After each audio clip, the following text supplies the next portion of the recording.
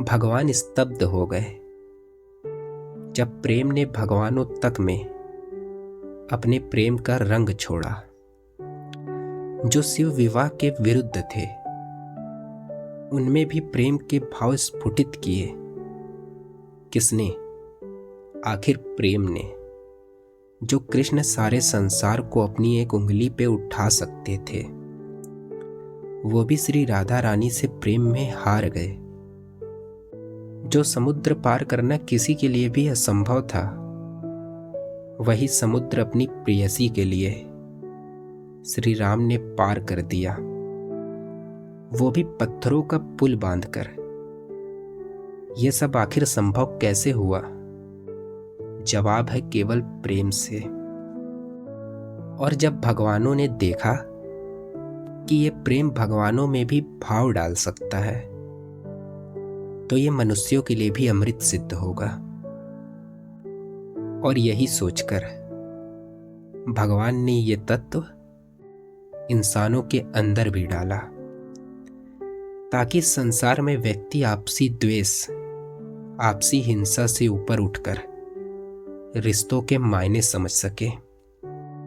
समझे मायने पति और पत्नी के रिश्तों का, समझे मायने पिता और पुत्री के रिश्तों का, समझे मायने भाई और बहन के रिश्तों का।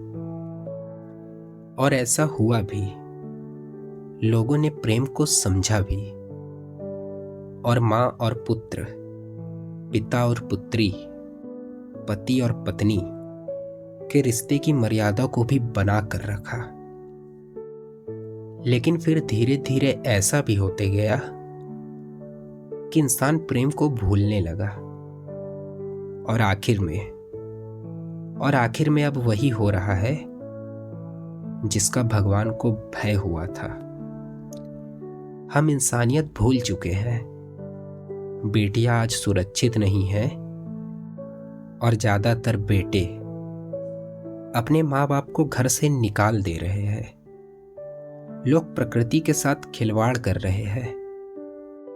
इंसान अपनी अपनी संस्कृति और प्रेम को भूल चुके हैं, जो कि पूरे समाज के लिए बहुत ही बुरा सिद्ध हो सकता है।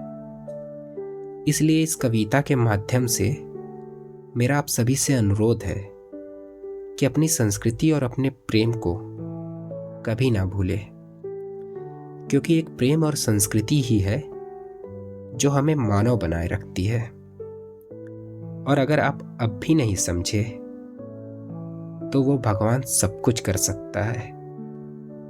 जो ये सृष्टि बना सकता है, वो इस सृष्टि का नाश भी कर सकता है।